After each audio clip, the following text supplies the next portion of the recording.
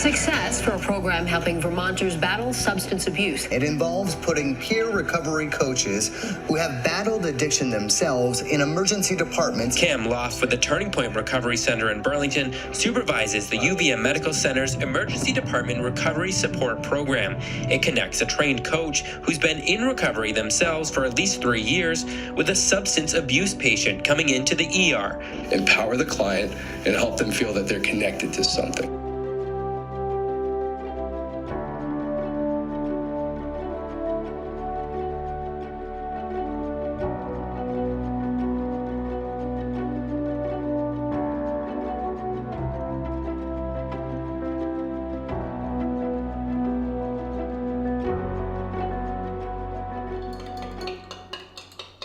What a day really looks like for me is waking up, drinking coffee. And then I'll meditate.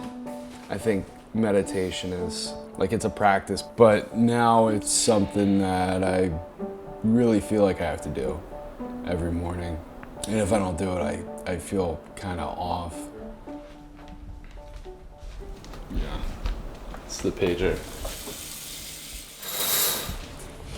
Most of my addiction started with non-illicit substances, just like sugar. You know, going up to my room and doing my candy. Shortly after, smoking came drinking, and then smoking weed. And then I found my mom's lorazepam and, you know, stuff that was prescribed to her that she needed. And I learned quickly that I can abuse them. But almost every step of the way in my entire life, there's been a substance there. So I'm the supervisor of the Emergency Department Recovery Coaching Program. And what that entails is overseeing all operations, day-to-day labor of all the coaches here, making sure that every referral that gets sent out, we respond to. I'm good, how are you? Yeah, okay. How did she respond to that?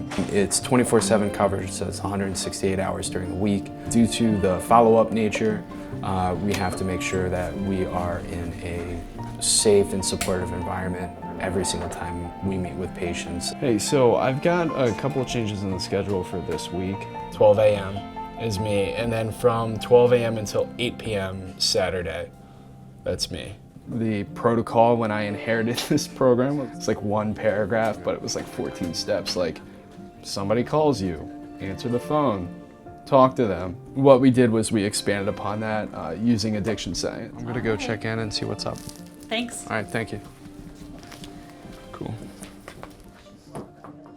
I'm just here to meet you wherever you're at. Anything that you need, I'm here to help support you in any way. I do bring some resources that we can talk about. If you want to sit here and have a conversation, we can. If you want to talk to me about what the past 2 weeks has looked like for you, if there are any issues going on in your life. If not, if you just want to share the space, and I'd be more than welcome to do that. So the coaches, their exact title here is ED, Emergency Department Peer Recovery Coach. And what they do is they connect. So this morning, how frustrated were you? Not as frustrated as the nurse, because what this program is becoming, it's bridging the gap between the medical community and, you know, the drug using population, because even the most educated and well-intentioned doctor, no matter how compassionate they are, there's still limits to what they can do just on a human level. The opposite of addiction is connection. What we try to do is we provide that connection that's not shame-based, that doesn't have judgment. Putting myself in that hospital bed now versus where I was so many years ago, and seeing how little there was to offer, and me just sitting there scared for my life, scared about what was gonna happen next, and nobody to walk me through the process of what the next steps are gonna look like. How you doing, sir? Whereas now, that's what I do for people. I highlight what those next steps are gonna look like for individuals who are struggling, or they might be entering their first detox, and it makes them feel more at ease. But that's a perspective that we have to bring into play when we're trying to bring on stakeholders and people to buy into what we're providing to the community at the Turning Point Center. And we're here. The Turning Point Center is a peer-run recovery center. We believe strongly in all paths of recovery, so I think what I've seen happen, and this is where the Chittenden County Opioid Alliance comes into play as well, is a circling of the service wagons around this thing. I'm curious to see what's going to happen. I think Chittenden County, and in part because of the Opioid Alliance, has been able to just learn from what's going on, fill a service gap, make sure there's a hand out there for anyone who wants it and needs it. I always get freaked out when there are cops behind me. I've got nothing to hide. It's just kind of like a behavior that's still there. Having lived a life of crime due to my addiction, and then now you're living a lifestyle where I'm lucky enough that the work that I do is has an influence on law enforcement and how we work in the community, that I get invited to the police station. How's it going? The CCOA, which is the Chittenden County Opioid Alliance, that's been responsible for us connecting with the entire community around focusing on the opioid epidemic and also providing the resources that's out there and connecting the resources, being that bridge that didn't exist. Yeah, I figured we could touch on some of the broad, big picture stuff that I'm doing, but then kind of use the work that you're doing specifically in the emergency department as an example of that kind of cross-collaboration and data sharing among partners. Showing the request for recovery coach follow-up, which is a close to 70% of the total population. And then of that, total, like 90 total unique individuals, the rate of engagement with a recovery coach is even higher. It's really the CCOA has been responsible for us reaching the broader public, so getting our statistics out there, showing evidence that this program is effective and it's working.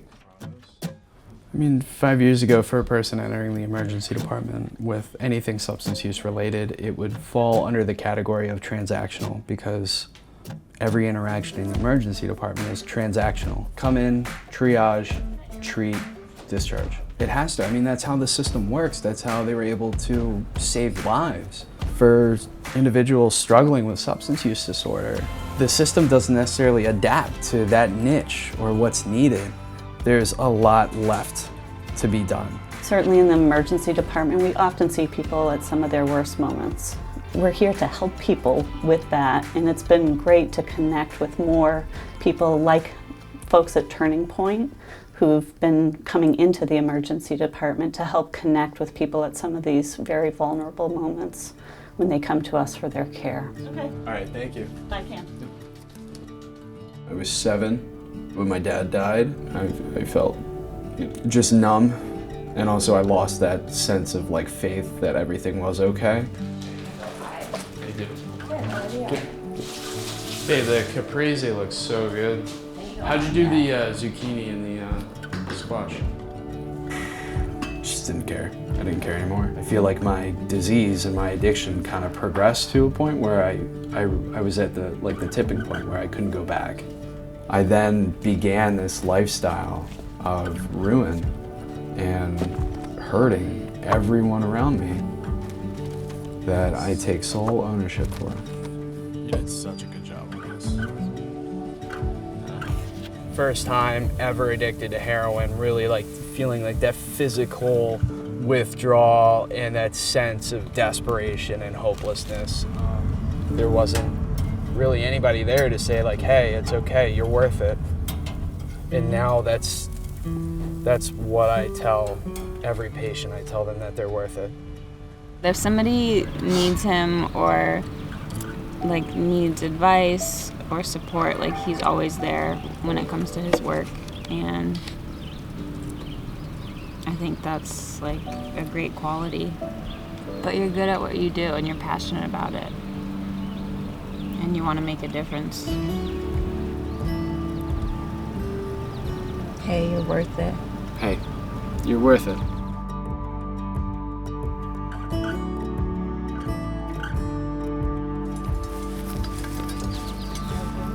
too. Good job.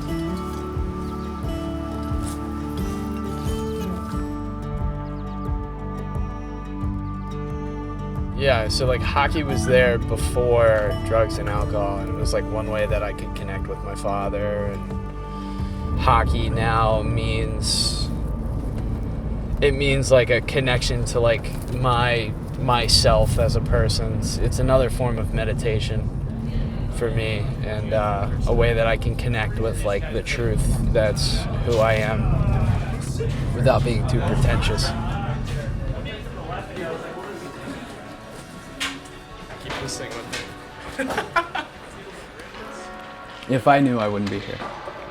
I think that's the $1 million question. I mean, if anybody knew what it takes for everybody, Nobel Peace Prize, like award-winning author, award-winning scientist, just saving lives of millions. I mean, that's the cure for cancer. That's the cure for addiction. What does it take? Because then if you can quantify and figure out what it does take, that is adapted for every single person and every bit of their identity and every change in their personality, every difference in who they are, and you knew what that answer was, we wouldn't have addiction anymore.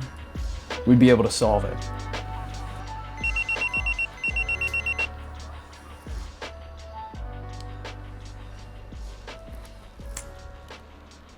Hey, hi there. This is Cam off ED Recovery Coaching Program. I just got a page.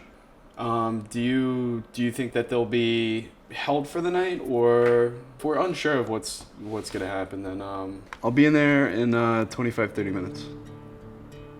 Okay. Oh, thank you.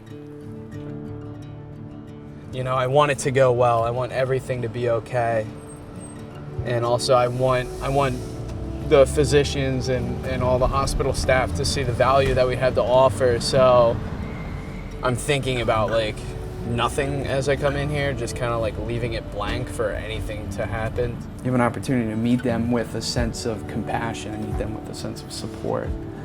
The opposite of addiction is connection, and that's something that really drives recovery coaching.